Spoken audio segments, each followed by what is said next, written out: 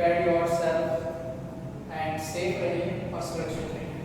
ठीक है, so welcome to the galaxy group of science.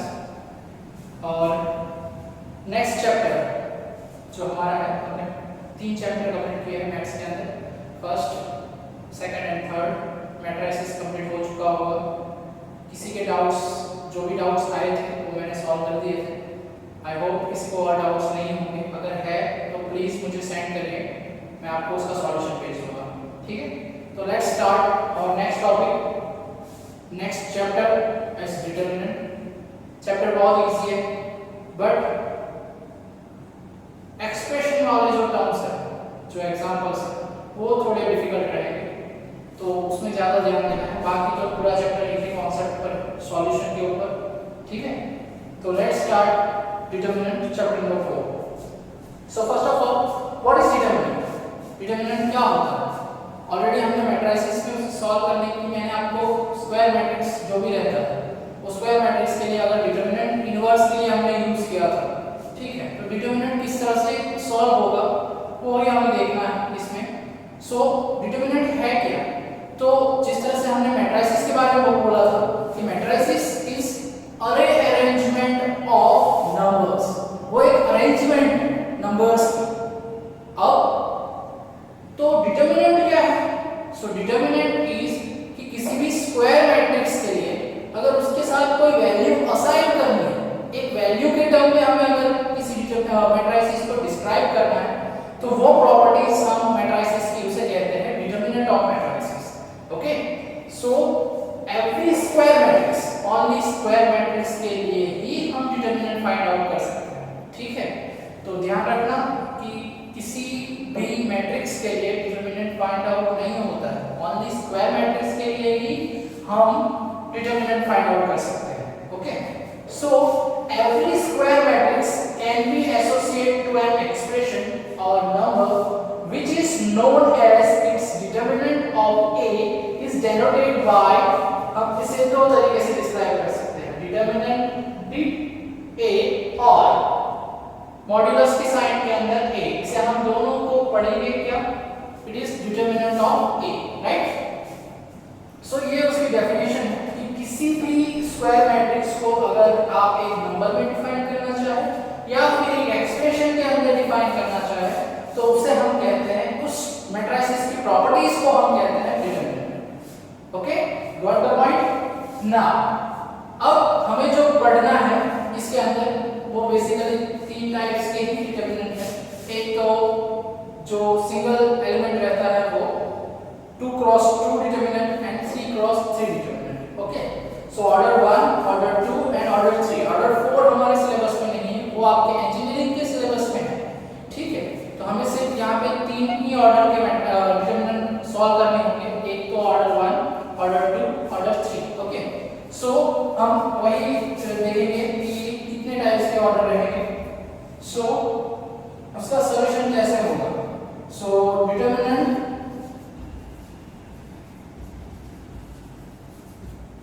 Of order 1, तो उसके लिए हमारा जो डिटरमिनेंट रहेगा वो सिर्फ एक वैल्यू ही रहेगी, सिर्फ एक वैल्यू A11, जिसकी वैल्यू भी A11 ही होगी। ठीक है, तो इसे भी हम स्क्वायर मैट्रिक्स ही कहेंगे। 1 ऑर्डर 1 तो क्या होगा? एक वैल्यू भी अपने आप में एक डिटरमिनेंट है और एक मैट्रिसेस भी है। ठीक है, नेक्स्ट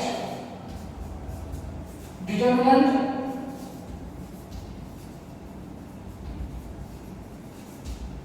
ऑफ ऑर्डर 2। ठीक है, तो ऑर्डर 2 के लिए हमें पता है कि उसमें 2x2 होगा, क्योंकि स्क्वायर मैट्रिक्स से लेना है हमें। तो हमारा जो डिटरमिनेंट होगा वो किस मैट्रिसेस के लिए होगा? A11, A12, A21, A22, जिसका ऑर्डर होगा 2x2। इसके सॉल्यूशन के बारे में बात करनी है। और तीसरा ऑर्डर होगा डिटरमिनेंट ऑफ ऑर्डर 3। ओके, हमें पता है कि 3 ऑर्डर वाला में कितने एलिमेंट्स रहते हैं? 3x3 मतलब 9 एलिमेंट्स होंगे टोटल। सो फर्स्ट रो के लिए A11, A12 A13 A21 A22 A23 and A31 A32 and A33 ये तीन टाइप्स के ऑर्डर्स के हमें डिटरमिनेंट सॉल्व करने हैं। क्लियर? तो ये तीनों के ही सॉल्यूशन किस तरह से होंगे वो बारी बारी से हम देखेंगे। तो फर्स्ट जो है हमारा कि डिटरमिनेंट ऑफ ऑर्डर 1, तो उसका तो डिटरमिनेंट जो वैल्यू रहेगी वही होगा। ऑर्डर 1 के लिए उसका सॉल्यूशन किस तरह से नहीं होगा, वो एक वैल्यू ही है ऑलरेडी, तो उसके सॉल्यूशन की कोई जरूरत नहीं, यही वैल्यू उसकी सॉल्यूशन होगा। ठीक है, अब नेक्स्ट जो है हमारे पास वो 2 क्रॉस 2 के लिए, इसके लिए सॉल्यूशन ऑफ ऑर्डर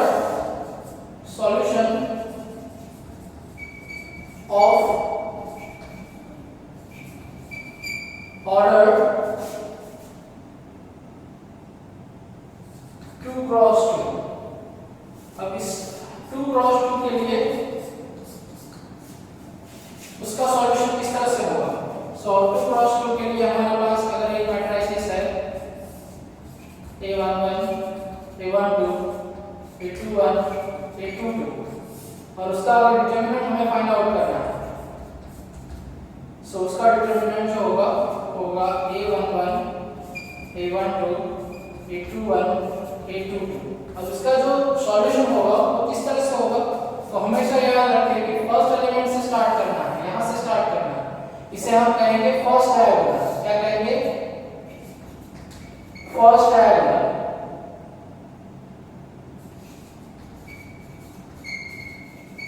और इसे कहेंगे सेकंड डायगोनल।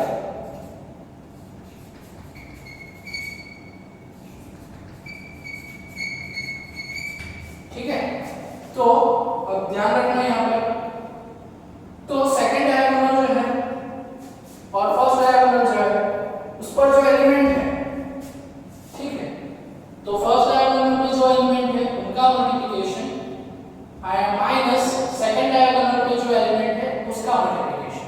सो याद रखना, तो अगर आपको वर्ड्स में याद रहता है तो उस तरह से कि first diagonal element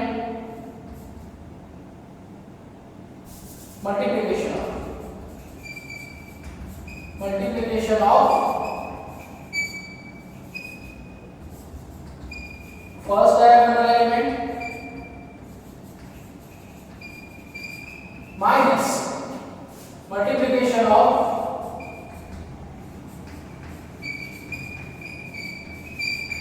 second diagonal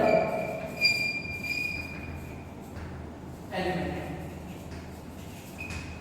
ठीक है, सो जो भी 2 क्रॉस 2 का रहेगा वो इस तरह से होगा कि फर्स्ट डायगोनल पे जो एलिमेंट है उसका मल्टीप्लिकेशन माइनस सेकंड डायगोनल पे जो एलिमेंट है उसका मल्टीप्लिकेशन। तो इस तरह से 2 क्रॉस 2 को आप सॉल्व कर सकते हो। अब अगर आपको सिंबल याद रखता है तो A11 into A22 multiplication, okay, minus A21 into A1। तो इस तरह से उसका सॉल्यूशन होगा। एज एन एग्जांपल, अगर मेरे पास एक डिटरमिनेंट है 3 2 4 6, तो अगर उससे मुझे सॉल्यूशन करना है तो फर्स्ट डायगोनल पे कौन सा एलिमेंट है 3 and 6, दोनों का मल्टीप्लिकेशन 18 माइनस सेकंड डायगोनल में मेरे जो एलिमेंट है 4 and 2, तो उसका मल्टीप्लिकेशन 8। सो 18 minus 8 10। सो डिटरमिनेंट की ऑलवेज आपको जो रिजल्ट मिलेगा वो क्या मिलेगा, आइदर एक्सप्रेशन मिलेगा या तो फिर एक नंबर मिलेगा। ठीक है, इनकी डेफिनेशन के हिसाब से every square matrix can be associated to an expression और number which is known as its determinant. तो किसी भी मैट्रिक्स के लिए अगर उसका डिटरमिनेंट है तो आइदर उसका सॉल्यूशन आपको इन टर्म्स ऑफ एक्सप्रेशन में मिलेगा या तो एक नंबर में मिलेगा। क्लियर? अब नेक्स्ट हमारा कौन सा हुआ, ये बात करनी हमने सॉल्यूशन ऑफ ऑर्डर 2 क्रॉस 2 के लिए। अब सॉल्यूशन ऑफ ऑर्डर 3 क्रॉस 3 के लिए, solution of order 3 cross 3 determinant के लिए।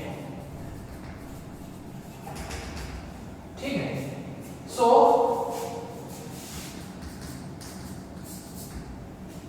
3 क्रॉस 3 के लिए अगर आपको सॉल्यूशन करना है तो पहले एक टॉपिक समझ लीजिए आप, minor and cofactor. Okay,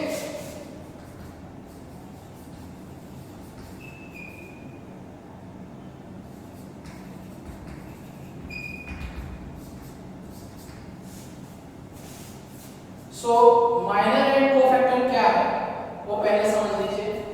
so cofactor and minor के अंदर एक डिफरेंस ये है कि माइनर जो होता है वो विदाउट साइन होता है। माइनर किसे कहेंगे कि अगर विदाउट साइन हम कंसीडर करें तो उसे हम माइनर कहेंगे, और कोफैक्टर मींस विद साइन अगर कंसीडर करें तो उसे हम कोफैक्टर कहते हैं।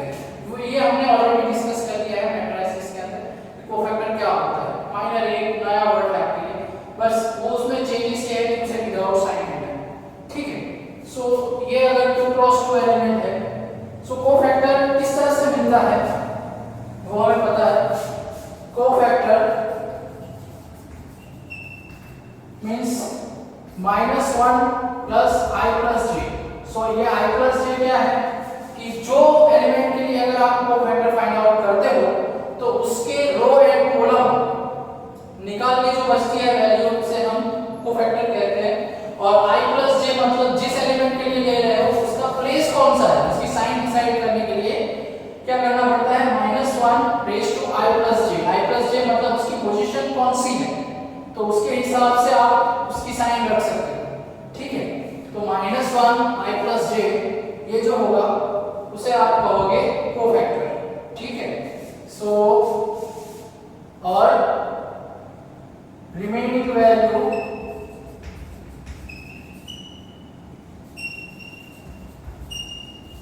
After cancelling row and column element. ठीक है, सो ये क्या हुआ, तो remaining value after cancelling row and column होंगे। तो आपको जो डिसाइड करना है, जैसे कि 2 क्रॉस 2 के लिए अगर मैं एग्जांपल दूं कि जैसे मेरे पास ये मैट्रिसेस है 3 2 4 5। ठीक है, अब मैं सिर्फ कोफैक्टर की बात कर रहा हूं, जैसे कि मैंने बात की 3। ठीक है, तो 3 के लिए कोफैक्टर क्या होगा, तो वो क्या होगा, तो पहले तो उसकी साइन, सो -1 इसका प्लेस कौन सा है, तो ये फर्स्ट रो है, फर्स्ट कॉलम है, सो अब इसके लिए 1 + 1। ओके, और मल्टीप्लिकेशन में उसकी रो निकाल दो, उसकी कॉलम निकाल दो, तो जो एलिमेंट बचता है जो कौन सा है 5, तो वो उसका कोफैक्टर होगा। तो उसका कोफैक्टर -1 की +2 मतलब पावर इवन नंबर है तो ये पॉजिटिव हो जाएगा, तो उसका कोफैक्टर हुआ 5। क्लियर। उसी तरह से अगर मुझे 2 का निकालना है तो किस तरह से निकालूंगा, तो 2 का अगर निकालना है तो 2 की पोजीशन देखना। सो ये फर्स्ट रो है और सेकंड कॉलम है, तो -1 रेज़ टू 1 + 2 इनटू, अब उसकी रो आप निकाल दो, उसकी कॉलम निकाल दो, तो जो बचता है तो क्या बचेगा यहाँ पे 4, और -1 की 3 मतलब odd power means -1, so it is -1। Clear. तो इस तरह से कोफैक्टर हमने फाइंड आउट करना सीखा था मैट्रिसेस के अंदर। अब आप बताओगे कि आप पूछोगे कि माइनर क्या है। सो अगर मैं ये चीज कंसीडर ना करूं क्योंकि साइन क्या हो रही है, तो 5 4 जो मिल रहा है वो आपका होगा minor, simple. Without sign minor, with sign cofactor, simple है ना। तो इसी तरह से आप कोफैक्टर और माइनर 3 क्रॉस 3 के अंदर किस तरह से डिसाइड करोगे, तो 3 क्रॉस 3 के लिए जैसे कि मेरे पास एक डिटरमिनेंट मैट्रिसेस है 3 4 5 6 7 8 9 10 11 ये है। ठीक है, अब मुझे 3 का निकालना है कोफैक्टर, मैं कोफैक्टर की बात कर रहा हूं अभी। मुझे अगर 3 का निकालना है cofactor, so -1 first position, first row, first column, और उसकी रो एंड कॉलम निकाल दो तो आपको क्या मिलता है 7 8 10 11। और इसे कैसे सॉल्व करना है वो तो हमने अभी सीखा। ठीक है, सो ये -1 की 1 पावर तो 1 हो जाएगा, और इसके लिए फर्स्ट डायगोनल मतलब 11 into 7 is 77 minus 10 into 8, so it is 80, so यहाँ पर उसका मिलेगा हमें -3। इस तरह से ये क्या होगा, हमारा cofactor and minor both are same, क्योंकि उसकी साइन तो +1 ही है। क्लियर? तो इस तरह से कोफैक्टर एंड माइनर डिसाइड करते हैं। सो आई होप आपको कोफैक्टर और माइनर अच्छे से समझ में आ गया है। अगर नहीं समझ में आया तो आप मुझे मैसेज कर सकते हो, ठीक है? मैं फिर से आपको यही टॉपिक थोड़ी समझाऊंगा। नेक्स्ट अब बात करते हैं सॉल्यूशन, कि अगर 3x3 मैं यही एग्जांपल लूंगा, ठीक है? कि मेरे पास जो मैट्रिक्स है 3x3 के लिए, और उसका अगर मुझे डिटरमिनेंट फाइंड आउट करना है तो किस तरह से करना है? सो आप आइदर किसी भी रो या कॉलम को लेकर आप उसका सॉल्यूशन कर सकते हो, ठीक है? किसी एक रो को आपको प्रिंसिपल रो या प्रिंसिपल कॉलम मानना, आप किसी तरह से भी सॉल्व कर सकते हो, ठीक है? मैं आपको दो तरीके से करके दिखाता हूं। फर्स्ट, इसका डिटरमिनेंट जो होगा वो होगा हमारा 3 4 5 6 7 8 9 10 11। मैं दो तरीके से, जनरली हम फर्स्ट रो को ही प्रिंसिपल रो लेते हैं, ठीक है? बट मैं यहाँ पर एक कॉलम लेके भी, सेकंड कॉलम लेके भी आपको समझाऊंगा, ताकि आपको पता चले किसी भी मेथड से आप सॉल्व करोगे आपको आंसर तो सेम ही मिलेगा, ठीक है? So first, by using first row, पहली रो का यूज करके मैं सॉल्व करूंगा, ठीक है? सो फर्स्ट रो के लिए मेरे जो एलिमेंट है वो है 3 4 एंड 5। सो 3, हाँ, सॉल्यूशन किस तरह से होगा, ठीक है? पहले मैं आपको उसका थियोरेटिकल पार्ट दिखा देता हूँ कि उसका जो ऑर्डर रहेगा वो इस तरह से होता है A11 A12, यहाँ पे लिखते हैं डिटरमिनेंट का जो पार्ट रहता है A11 12 A13 A21 A22 A23 A31 A32 and A33, इस तरह से होगा, ठीक है? सो अब उसका सॉल्यूशन अगर आपको करना है तो A11 and cofactor of A11 plus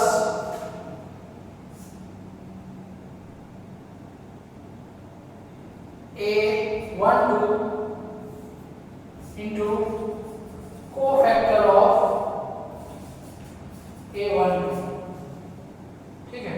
and plus A13 into co-factor of A13, ठीक है? सो ये फॉर यूजिंग फर्स्ट रो होगा, ठीक है?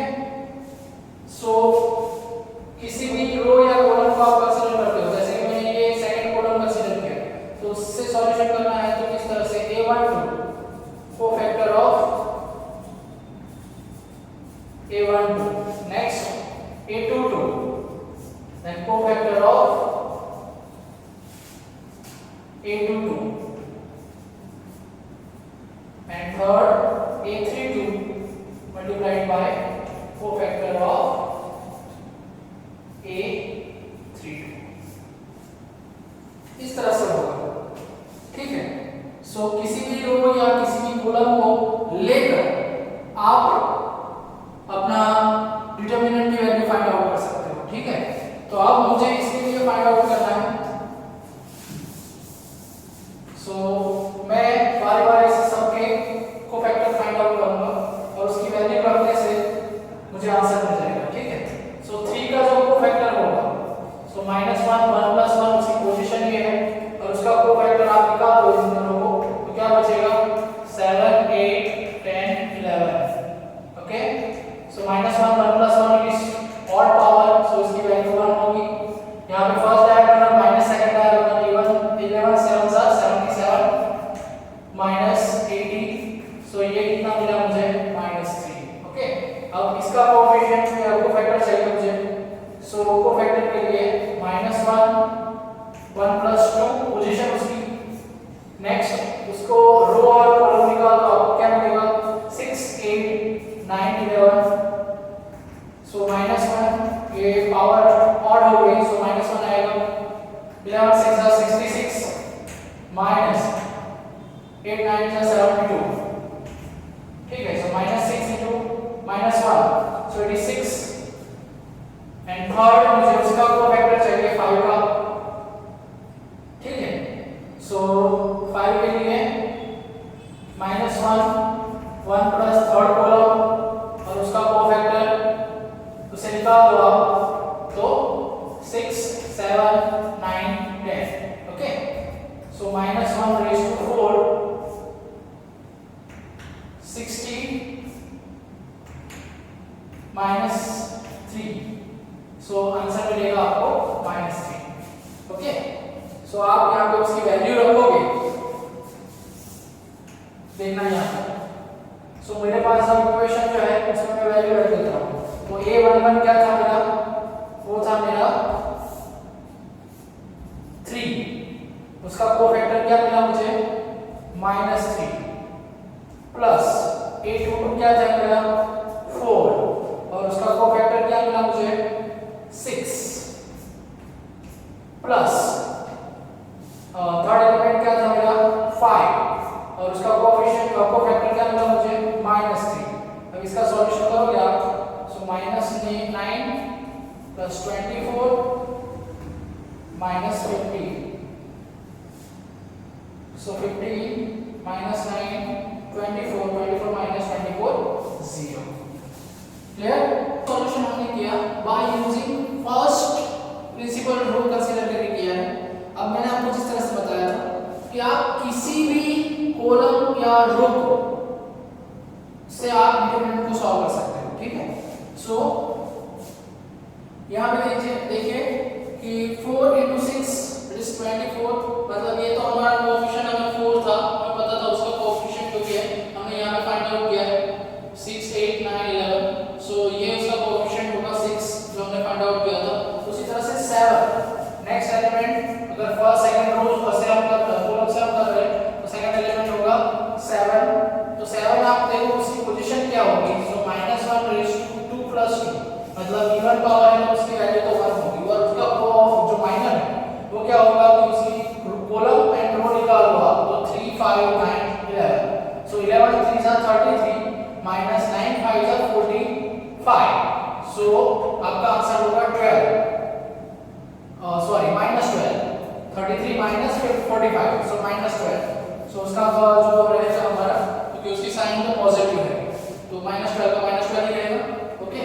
अब नेक्स्ट ये 10, उसका थर्ड एलिमेंट हमारा जो सेकंड कॉलम है उसका थर्ड एलिमेंट जो है वो है 10, ओके। और 10 की पोजीशन क्या होगी, तो थर्ड रो सेकंड कॉलम, मतलब -1 raised to 3 + 2, तो उसकी जो भी साइन होगी वो नेगेटिव होगी, मतलब नेगेटिव मतलब जो भी होगा उससे हमें -1 से मल्टीप्लाई करना पड़ेगा, और उसका माइनर क्या होगा 3 5 6 8, मतलब 3 8 are 24 -30, ओके।